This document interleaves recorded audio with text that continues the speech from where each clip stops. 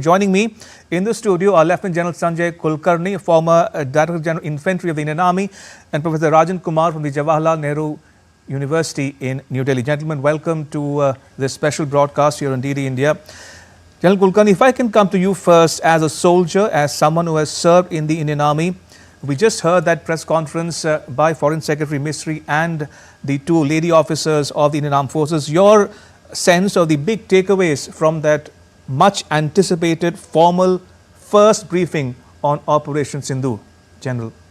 Thank you, Ramesh. A big relief, a real big relief, because since 22nd of April, there was so much of expectation from the people that we must strike, because I thought this was one Pahalgam, if there was a fallout of it, was a united India that wanted revenge from the kind of terror activities being done from Pakistani soil onto India. All along, Pakistan has been in a mode of denial, never accepting it, that they were the ones responsible, that if there was hub of terror, it was in Pakistan, and it was Pakistan which continued to use terrorism as an instrument of state policy. I think even if one heard at any point of time the families of those who died on the 22nd of April, probably feel relieved that the government has done what it promised, that it would ensure that justice would be done.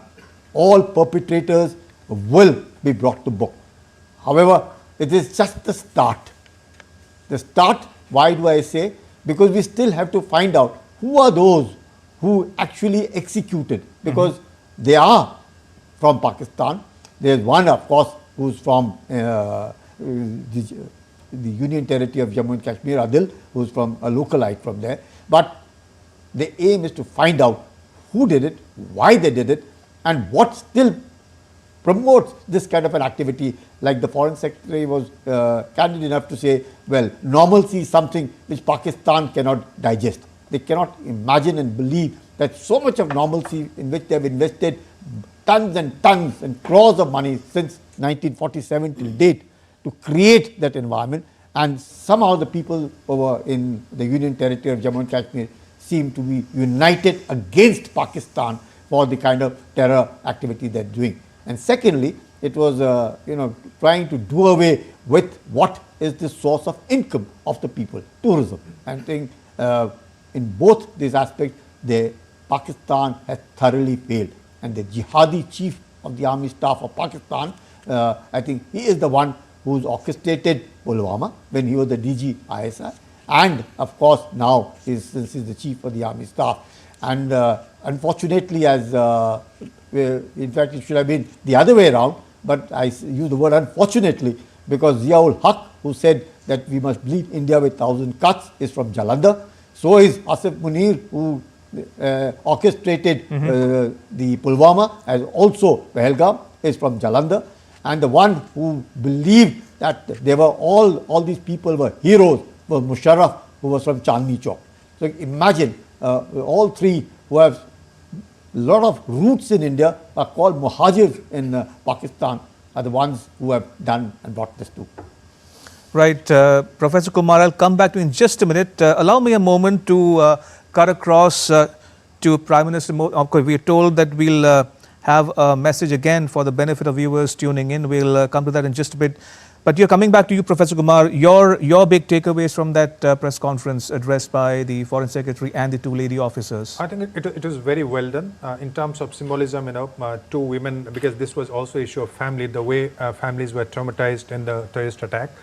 So the spokesperson, Vikram Misri, along with these two wing commanders, both of them women, also from two communities. So they kind of send a very a signal that India is united and India will fight the act of terrorism and the actions which have been taken, the kind of statement and the messaging which was done, that is very precise, is measured, and only the terrorist camps were targeted, and it is also a non-escalatory in nature, which means India is not trying to escalate. India has targeted the terrorist camps, and that was the motive, that was the objective, and India has displayed its capacity to take action, to decide and take action, and in a very precise way. So I think, very powerful message to India, but also to the international community, where India is saying that India has not targeted the military installations in Pakistan. So it's saying that, if you say that these terrorists are responsible, so we are taking action only against the terrorist. But if you want to escalate, we are ready for that. So India is prepared. India is also communicating very powerfully to domestic as well as international constituency.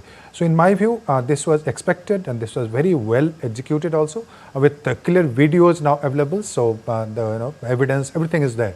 And one more important thing, Rameshji, I would like to say that civilians have not been targeted. Right. So only terrorist camps have been targeted, the perpetrators of the crime in Pahalgam. Indeed. General Kulkarni, what stood out for me among the many things in that press conference was proof, evidence of India carrying out those strikes at 9 locations in Pakistan and Pakistan-occupied Kashmir. Irrefutable evidence, real-time videos of those missile strikes on the terrorist infrastructure. Should this or would this put an rest to all the speculation going around, misinformation, disinformation from all quarters? I think Ramesh is very unfortunate. I am surprised even after Balakot, when these kind of voices were raised within the country that shows proof, and some said so many things, we can't even want to say all what they have said, but definitely what you've said is absolutely right. This time they just don't have proof, probably their mouths are shut, and they would have seen the kind of destruction that has been caused, because we have high-tech cameras fitted on, and we know exactly what's happened. And even Pakistan, the Prime Minister of Pakistan also tweeted it immediately after 2 o'clock after this incident, that India has struck and that we would retaliate. That's a different story, that India has struck. So there was not that we were not saying that we did it, it is they who said it. And so did the DG ISPR from Pakistan. He also said that India has struck and that they would do what they wanted to do. Notwithstanding that, I think what I understand, that about 70 odd people are also probably dead and have been seriously affected. And all these places, especially of Hafiz Saeed, Masood Azhar, Lakhvi, all these places have been used very, very strongly from Pakistan, supported by Pakistan, funded by Pakistan. You can't get land in India so easily, and these people have 20 acres and 18 acres of land totally for this kind of an activity, and in Punjab. And let me tell you, like what Professor Rajan just brought it out, we have actually not touched the civilian targets. We have not touched the military targets. Had we wanted to, we could have blown off the 31 Corps headquarters at Bahawalpur. But it's not very far from there. It's not very far from there. And if you can take on that, I think that's a great this thing. It was not just messaging, but trying to convey to Pakistan, we know exactly what it is. Do not be in a mode of denial, and to be able to tell the world that some amongst in the world there are countries which are wanting to stand with such countries which have nothing to give to the world other than terrorism.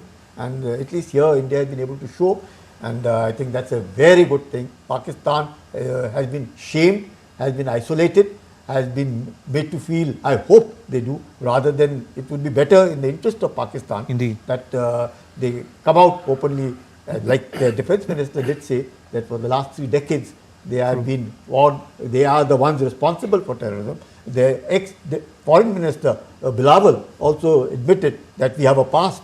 So that is all clear, and all this is indicative that what restraint, I must say, what tremendous amount of precision in which the armed forces and all three have worked together, that synergy is seen, and I think the jointness is seen. And time and again the briefing to the Prime Minister, briefing to the Cabinet Committee of Security, the briefing to the Raksha Mantri, all of it is probably visible. And every moment, every this thing has proved that so much of restraint, and so much of within the ability to be able to deliver, the aim has been achieved. Pakistan, I hope, realize and understand they do more of it. They may have now be starving of water very soon, and now this also is there. So kinetic action, which people in India were looking forward to. True. I think that has also been executed, and in a very fine manner, without causing any damage to civilians or to the military establishment of Pakistan. Indeed. So Indian statement making it a point to emphasize that no military or economic or civilian targets were targeted under Operation Sindoor. Point taken, General. Professor Kumar, another point that stood out from that press conference was Foreign Secretary framing India's Operation Sindoor in the context of a preemptive move and a deterring effect. So to preempt possible attacks or anticipated attacks from Pakistan and to deter further attacks. How would you, view or characterize this assertion by Foreign Secretary to preempt and deter Pakistan? Well, this was in the context because some of the Pakistani side, probably one of the ministers or somebody made the statement, or the terrorist groups made the statement that what happened, this will happen again. So he was saying that you cannot have this kind of situation that you attacked the innocent people and then you are threatening again that this is going to happen. So deterrence, preempting is in that context, that I'm preempting the possible future strike, and deterrence, of course, for the past as well as for the future. So I see that the statement, and also he said that the TRF, the resistance force, this issue was raised in the multilateral forum of United Nations in 2024. It was not that Pakistani army didn't have information. Pakistani army was given precise information that these are the groups which are planning some kind of attack on India, but as expected, Pakistan refused to do anything. Pakistan is always in the mode of denial and blaming India for everything else. Even yesterday something happened in Balochistan and Pakistan was blaming India, and India has absolutely no role to play in there. But so that message and that action, action speaks louder than words. So the action, what has been taken, I think that was precise, that was needed, and we cannot say that Pakistan would actually be deterred, because Pakistan, we have seen that in the past. But again, we have to be ready with certain kind of counter-terrorist actions, and this also includes diplomatic isolation, but again, some kind of military action on the ground. Indeed. Professor Kumar, General Kulkarni, do stay on. Let me quickly go across to my colleagues who are reporting on this ever since the news broke early this morning, local time. Joining me right now is my colleague Akshay Dongre. Akshay, you covered that press conference in New Delhi by Foreign Secretary Vikram Misri. We are discussing in the studio with our guests about the big takeaways from that much anticipated press conference. What stood out for you in your mind, the big takeaways from that conference? And if I might ask you, Foreign Secretary mentioned the word proportionate. He says Operation Sindoor was a proportionate response to the Pahalgam terror attack. What did you make of the emphasis on proportionate? I mean, can we expect India to, for argument's sake, use disproportionate force if Pakistan continues with its misadventures going forward? Well, Ramesh, something that stood out as far as this press conference is concerned is the fact that how different India is from Pakistan. How different are we from a terrorist state like Pakistan that not only breeds terrorists but also feeds them, funds them, trains them, and then lets them loose on others countries, on civilians, on unarmed people, and how the response to that has been, as you rightly mentioned, it has been calibrated, it was calculated, it was proportionate.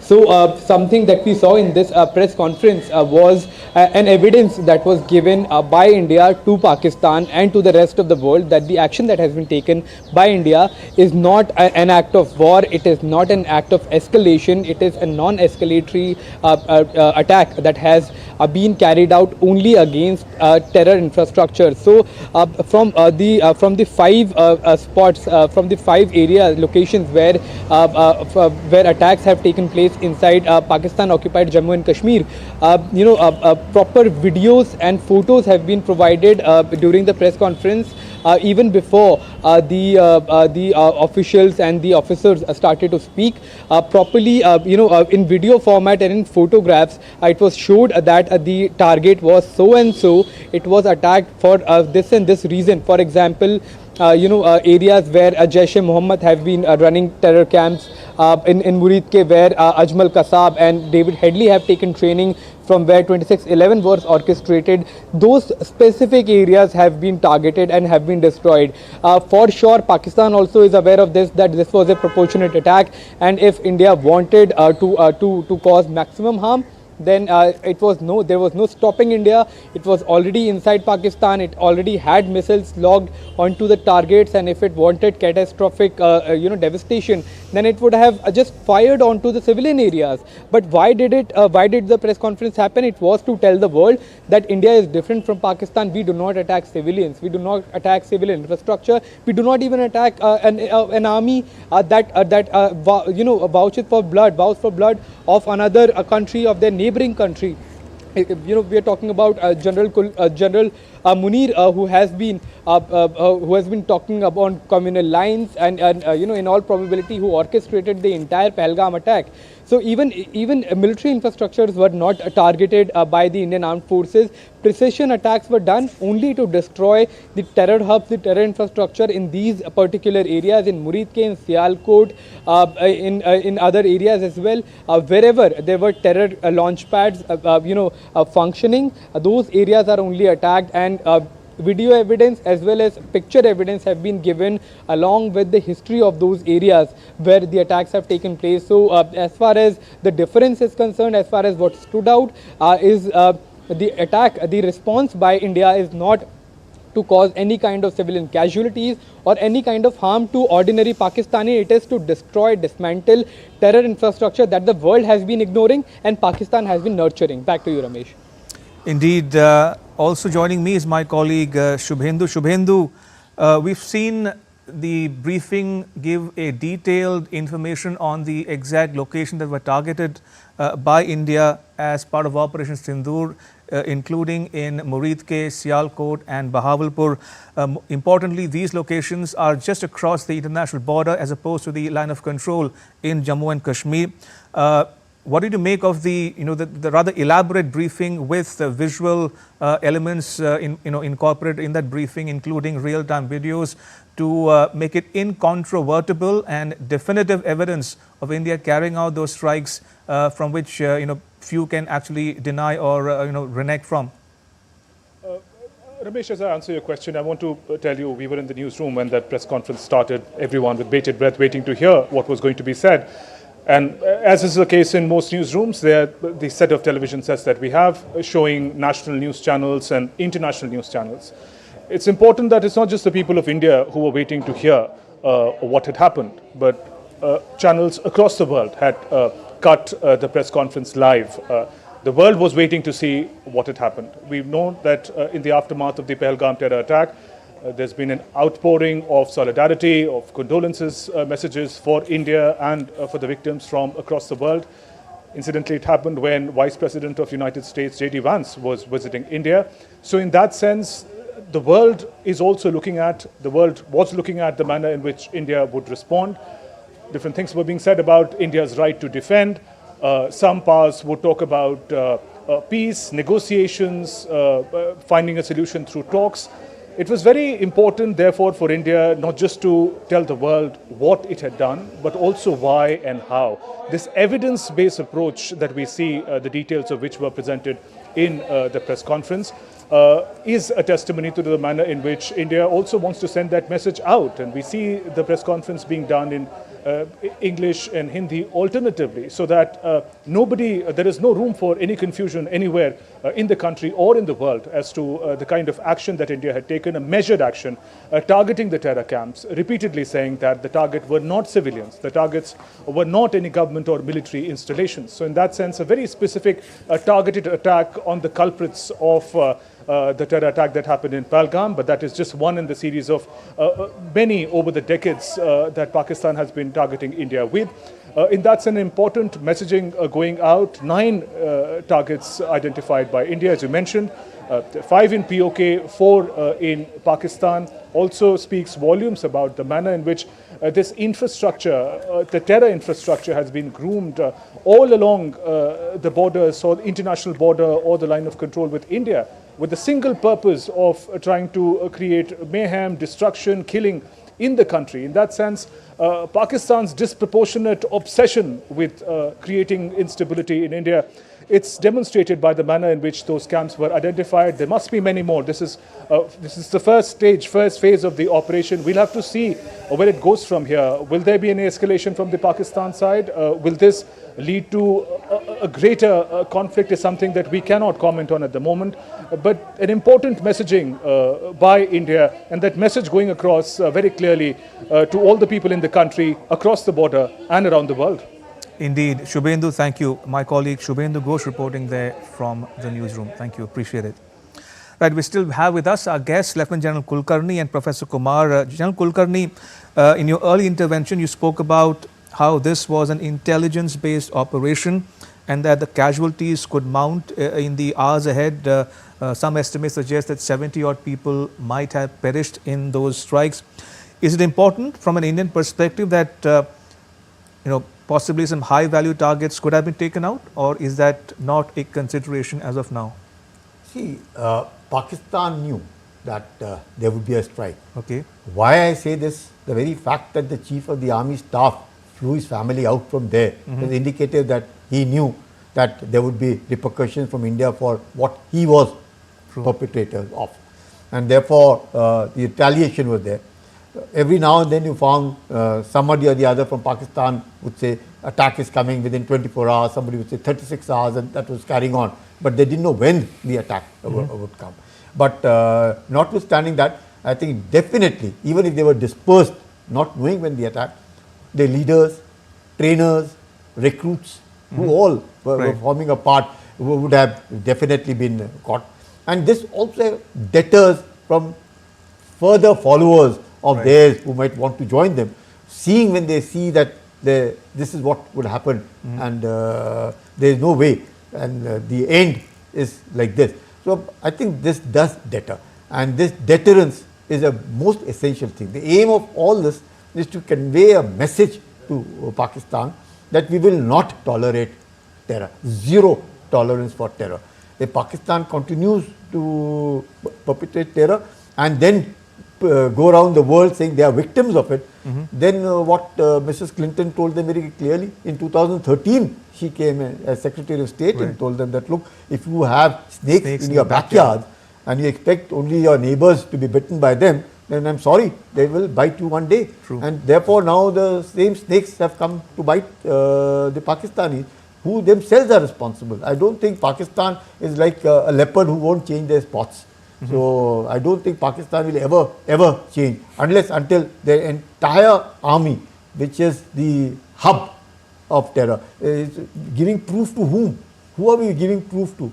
To the Pak army. They themselves are the ones who ISI, well, of course their own organ. All these Lashkar-e-Taiba, Jaish-e-Mohammed, Hizbul Mujahideen, all kinds of facades, terror, the resistance front, Kashmir Tigers, nothing but they. And we are giving proof to them, and they would speak exactly the opposite of what we have given them. So they are in a perpetual denial. I don't think Pakistan will ever change unless I look at it this way, that the pressure from the people of Pakistan, which seems to be coming once the Indus Water Treaty and once they start feeling the heat of it, that the water is there but not there at a time when they want it. I think that is what will pinch them, because that is the one that gives them 24% of the GDP, almost 50% of the labor employed there, almost 78% of the agriculture produce that comes from there. That Indus Water Basin, which irrespective and despite we being shot at over the years since 47, and we continue to be so magnanimous since 1960 till date, irrespective of whatever it is, and even gave waters from our rivers also. Ravi, Byas and Satluj, our waters of the eastern rivers are ours, but we still keep giving it to them. I think it's time that Pakistan realizes that they can't, water and blood can't flow together. They have to mend their ways. Absolutely. Professor Kumar, some describe Pakistan as an army with a state. Now, that said, what stood out also from the Operation Sindoor Indian strikes in Pakistan and POK was that many of those locations were located in the so-called Punjabi heartland, which from where Pakistani army draws its sustenance from. Now, knowing General Asim Munir, his strategic calculus, his orientation, some people believe that he will retaliate, and it's inevitable that he will retaliate because of his domestic compulsions, ideological compulsions. Where do you see, this initiative going from here, and how should India respond to it, if at all, General Asim Munir, tends to escalate it further? Well, Pakistan might do exactly the same thing, that it might engage in some kind of symbolic retaliation. It will also try to internationalize the issue, saying that how, creating some fake images and saying that how civilians were, etc., were killed and damaged. So that is the Pakistan strategy, but it will certainly engage in some kind of retaliatory strike. Let's be ready for that.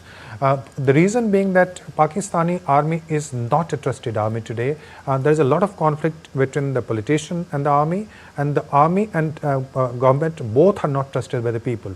So to restore that kind of trust, and what is happening in Balochistan that you already know.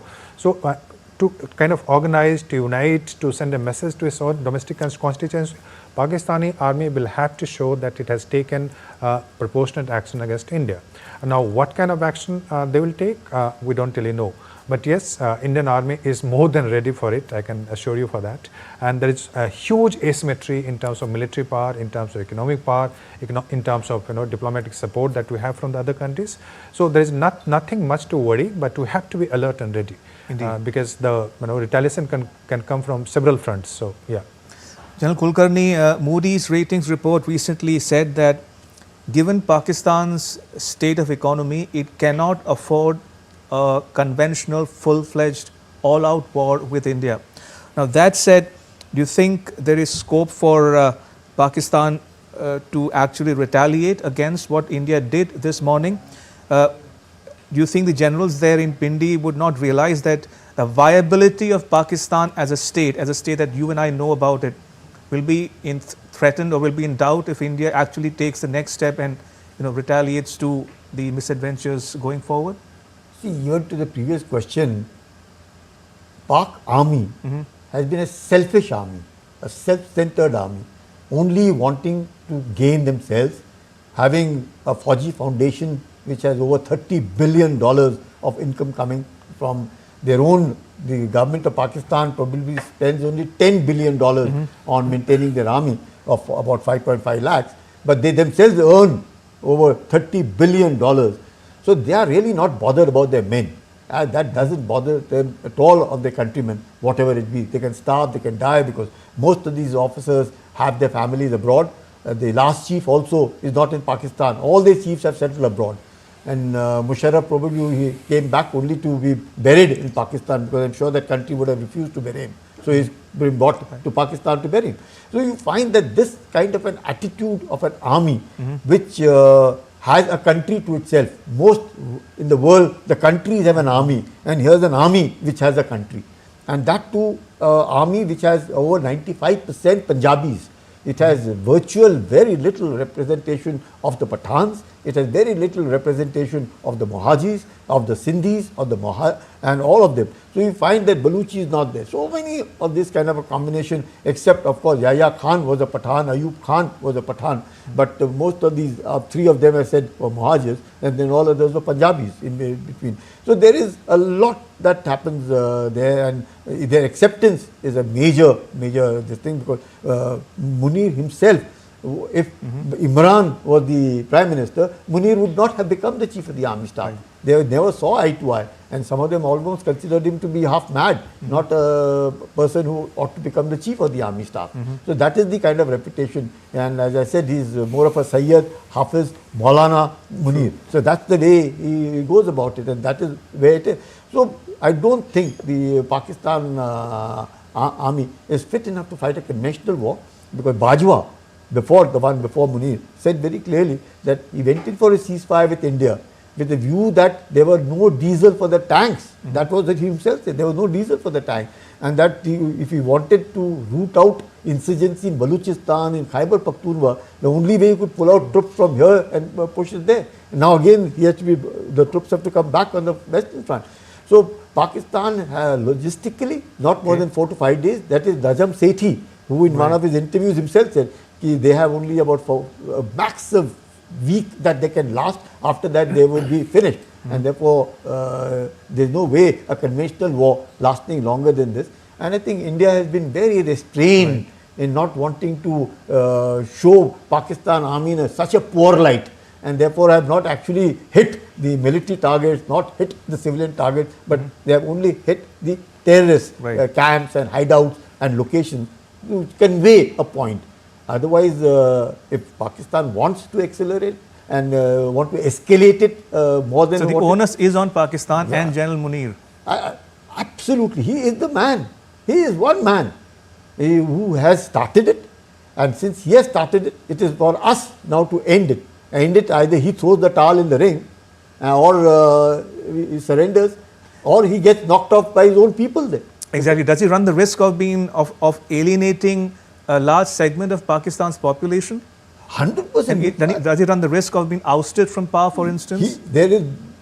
That's more like it, Ramesh, because over 250 officers are on the verge of putting in their papers. Similarly, about 3,000 odd men have decided not to join because over 1,000 men have died fighting the Baluchis in Balochistan, resulting in Fazlur Rahman saying that the Pakistani flag does not fly in so many provinces of Balochistan and the flag of Balochistan Liberation Army, and that all posts held by the army have been vacated, all posts held by the police have been vacated. So this is what Fazlur Rahman, I didn't know what was happening there till I heard Fazlur Rahman talking in the National Assembly. Not even outside on the press conference or something. He's talking in the National Assembly that this is the state of Pakistan. What are we all up to? So it's up to Munir if he wants to destroy Pakistan as a muhajir. He is welcome. We must destroy Pakistan as a muhajir.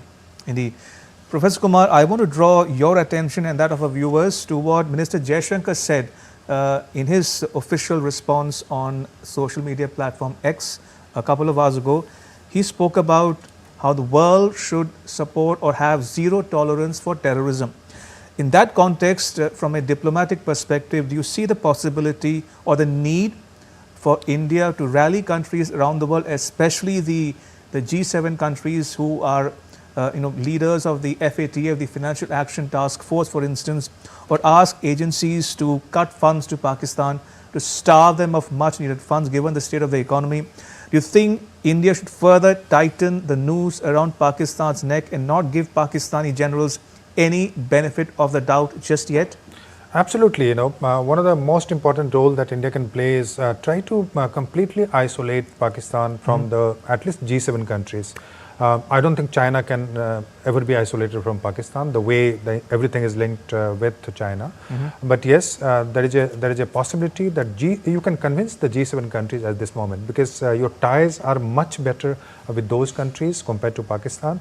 And the kind of the policies that United States or UK, for instance, they used to have in during the Cold War period, so that has completely changed now. The narrative has also changed, and they know that India is a victim, and without any reason. We have not been provoking Pakistan. There was a ceasefire, and we all were trying to restore ties, and normalcy was being restored. Economic trade was increasing between the two countries, and then you decide to attack the innocent civilians in Kashmir. So we have to mobilize the G7 countries, and this attack also took place when Vice President of United States J.D. Vance was here, and Prime Minister Modi was going to visit Saudi Arabia. So what Pakistan was planning? Pakistan was planning to divert the attention of the international media. So the focus would not be on J.D. Vance, the focus would shift to Kashmir and terrorism. Unfortunately, that policy of Pakistan has backfired. And even the US knows, even the J.D. Vance says that India is justified to take action to the extent that is proportionate and only to the terrorist.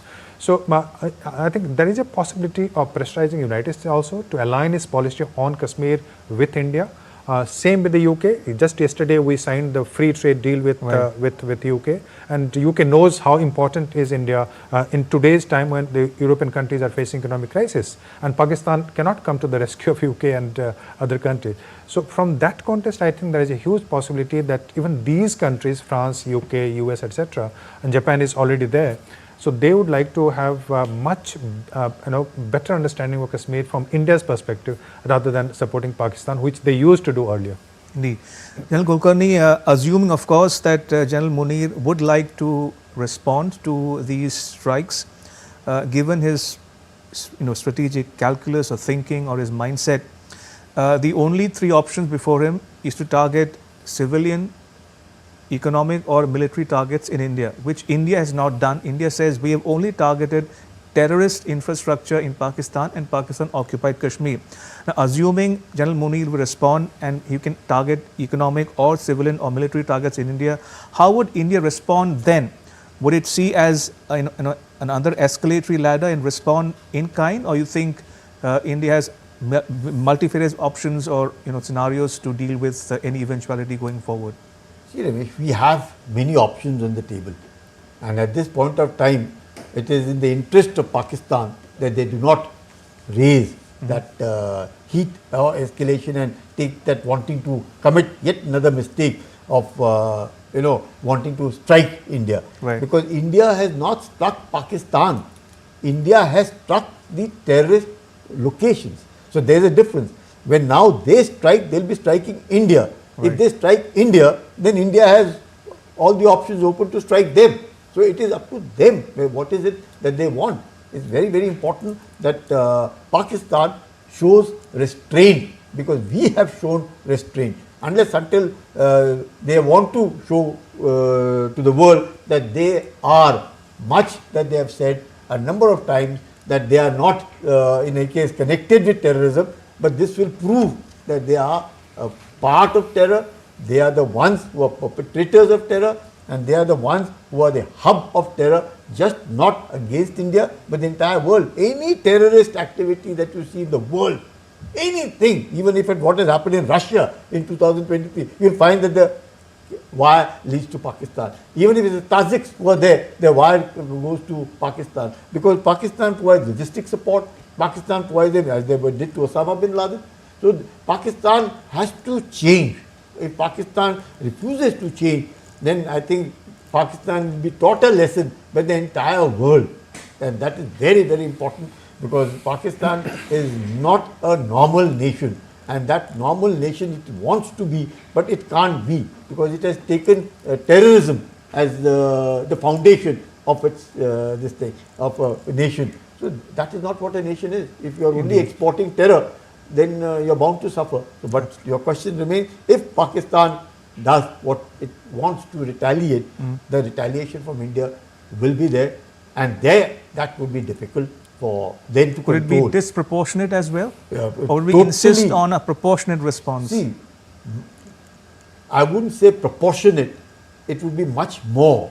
In severity. We'll have to give it much, much more, because this is a very restrained kind of a thing, which has actually just a messaging of deterrence, stay away.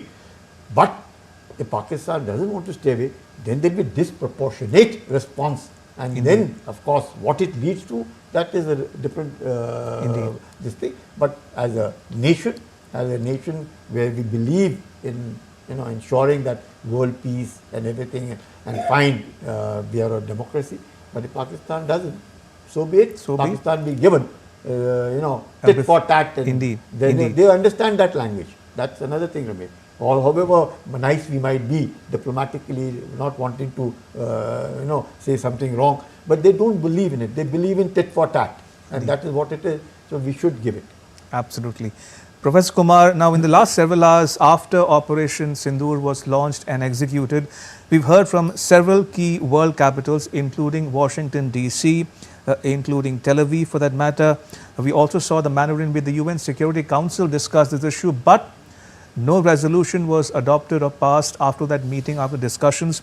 And in fact, most UNSC permanent members were skeptical, and they remain skeptical of Pakistan's claims on Pahalgam attack and India's response to that. Do you get a sense that slowly but steadily more countries and capitals around the world are coming around to India's view that India's patience is not inexhaustible, India will retaliate, India will impose costs on Pakistan, and it's be justified in doing so? Absolutely, one of the main concerns of the international capital, I mean the global powers, is that it should not lead to broader escalation because these two countries are nuclear powers, and they will also jeopardize the regional security. That's what their concern is from Washington's perspective. So far as United Nations Security Council is concerned, let me tell you that it cannot rally around Pakistan at this moment because we have Russia, US will also not go against India, so will UK and France. France, provider of fighter aircraft, etc. So I don't think that Pakistan, even as a non-permanent member there, it can mobilize a meeting, but it cannot get resolutions passed against India. Number one. Second, even if, say for instance, hypothetically, this is not going to happen, but hypothetically, even if that happens, UN has become almost a defunct body, and UN can never act against a country like India. It cannot act in a country like Russia, for instance. So I do not have any concerns about the United Nations Security. Yes, we do believe in multilateralism, we do believe in rule of law. So we respect United Nations, and we want United Nations to take a very strong action against Pakistan, which is perpetrator of supporter of terrorism. But unfortunately, UNSC is not in position to do anything against it, and UNSC is divided on the issue because China supports Pakistan. So even the issue that one of the questions that you raised earlier, that why India is not able to build a consensus on the issue of terrorism, because even in the UNSC you have China, which will not support the case of India. Because of political reason, not because of the other reasons.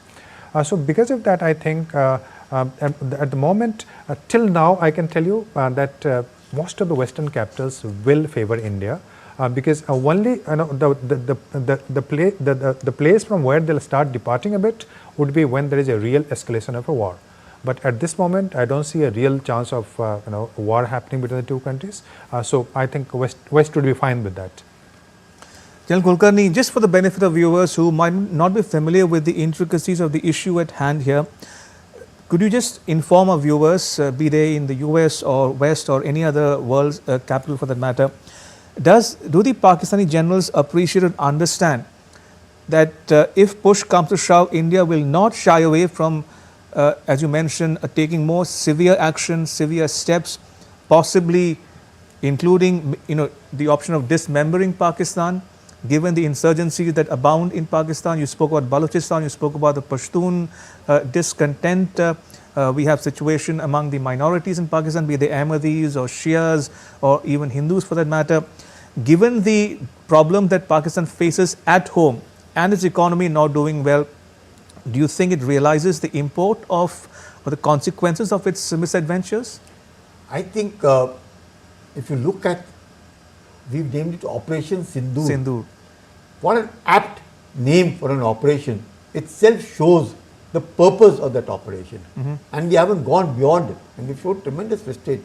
All that we've done is that all those poor ladies who have lost their husbands, and sons, brothers, everyone, for them, this is being launched as to restore not the Sindoor, it is their honor. True. And that make them feel good that they are citizens of this country, and should someone do like this, the retaliation will be strong. Indeed. And restraint. That is what the Prime Minister has done so far. It is Operation Sindoor. But should Pakistan decide to raise it and hit back, wanting to show revenge or things of this kind, then it will be Operation Badla, Operation Barbad. That's the way. Then Sindoor is over. This is Sindoor. It's over. We've done it. We are not going beyond it, and that's end of everything. Right. So Sindoor is over. Now if Pakistan does, then we'll change to Operation Badla, Barbad, whatever we want to do depending upon what Pakistan does. So it is up to them. They have to realize it. They are the ones who are the perpetrators. They are the ones who started the whole thing. So they have to face the consequences. So right now, the apt operation, so named, tells you that what it really conveys and what is it that we want. We could have named anything else, but we said Sindoor, and which was a very, very apt. I think it's a such kind of a naming of an operation and executing an operation. It's really very difficult. As a military man, I can tell you, it's extremely difficult to show so much of restraint, to put it within it, and at the same time convey, deter, and not cause collateral damage, not cause any damage to military establishments, civilians, this, that, and everything. Very, very difficult. Indeed. And this all could be done because of the technology. It could well be done because of the information. It also because we know now how to execute it, and all of it is there. Nobody can lie. Everything is there for us to see. You're showing it. The visuals of yours are adequate. Imagine it has happened so far away, and we are able to show in Doordarshan what exactly has happened to the entire world. So I think it's Sindoor, and Sindoor is over. Indeed. Now Pakistan wants to do anything. So now it's up to Pakistan to decide. It's all Pakistan. Pakistan is now, the ball is in Pakistan's court. Indeed. Now it is up to them. They want to start something. We are ready for whatever eventuality it may. Indeed. No problems. Indeed. Professor Kumar, another aspect that we have not touched so far in this, in our discussion is the attitude of the Western media or Western press. Now, just this morning, when we were walking into the studio, some of the Western television networks, including the more established ones, all were headlined, India attacks Pakistan, India strikes Pakistan. Nowhere was the word retaliation or retaliates or the Pahalgam terror attack mentioned. Do you think this reeks of hypocrisy in a very rigid mindset which is not open to understanding the situation from a more Indian or South Asian perspective, if I may put it that way? Or are they guilty of being victims of their own prejudices? Without any doubt, there are both prejudices as well as hypocrisy. If you see, say, for instance, one of the most famous journals, or the Economist, and I'm taking the name. Sure. So they are saying what? They are saying that first India should show the evidence and then it should take the action. Now, can I ask the Economist what evidence was provided by United States when it took the action in Iran, or say for that matter even in Afghanistan? No. So that's the hypocrisy, and you do not expect that kind of hypocrisy to change. In this kind of incidents, that where you had the innocent people being killed,